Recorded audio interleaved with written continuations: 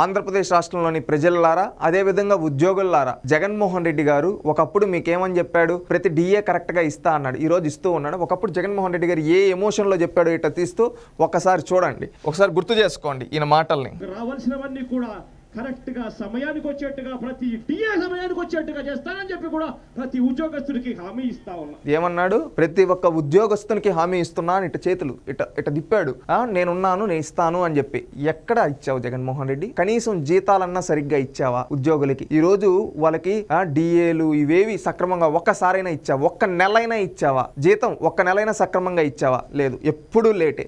ఈ విధంగా ఆఖరికి పోలీసులు, అదే విధంగా అవుట్ సోర్సింగ్, ప్రతి ఒక్కరిని వేధించావు జగన్మోహన్ రెడ్డి జీతాలు ఇవ్వకుండా. ఆ రోజు మాత్రం మాటలు ఇట్లా చెప్పావు. ఈ రోజు రియాలిటీ ఏంటంటే ఒక్క డిఏ కూడా కరెక్ట్ గా టైంకి ఇవ్వలేదు, జీతాలు కూడా సరిగ్గా నెలలో మొదటి తారీఖు ఇవ్వలేకపోయిన దుస్థితిలోకి రాష్ట్రానికి, అప్పు పుడితేనే జీతం అనే విధంగా తీసుకొని వెళ్ళిపోయావు. రాష్ట్రాన్ని మొత్తం అధపాతాళంలోకి తీసుకొని వెళ్ళిపోయావు కదా జగన్మోహన్ రెడ్డి. చేతగాని పరిపాలన వ్యక్తి. ఉద్యోగులారా ఆలోచించండి, చదువుకున్న వాళ్ళు, విద్యావంతులు. ఒకప్పుడు ఈ జగన్మోహన్ రెడ్డి గారి మాటలు నమ్మి మోసపోయాం, ఇంకొకసారి మోసపోతే మన రాష్ట్రమే ఉండదు. ఆలోచించండి, రాష్ట్ర భవిష్యత్తు కోసం, రాష్ట్ర ప్రయోజనాల కోసం. ఈ జగన్మోహన్ రెడ్డి ఎంత మోసకారో చూడండి. ఒకప్పుడు సిపిఎస్ రద్దు అన్నాడు, ప్రతి డిఏ ఇస్తా అన్నాడు, జీతాలు పెంచుతా అన్నాడు. ఏం చేశాడు? ఏమీ చేయలేదు. ప్రజలను మభ్యపెట్టి, ఉద్యోగులను మభ్యపెట్టి రాష్ట్రాన్ని సర్వనాశనం చేసుకుని ఎవరైనా బాగుపడ్డారా అంటే జగన్మోహన్ రెడ్డి బాగుపడ్డాడు. అదేవిధంగా జగన్మోహన్ రెడ్డితో ఉన్న కొంతమంది సామంత తన సొంత సామాజిక వర్గం వాళ్ళు బాగుపడ్డారు తప్పితే ఏ సామాన్యుడు ఈ 5 ఏళ్లలో బాగుపడ్డాడు? ఉద్యోగులను కూడా వేధించిన చెత్త ప్రభుత్వం ఈ జగన్మోహన్ రెడ్డి ప్రభుత్వం. ఆలోచించండి, రాష్ట్ర భవిష్యత్తు కోసం, కుల మత ప్రాంతాలకు అతీతంగా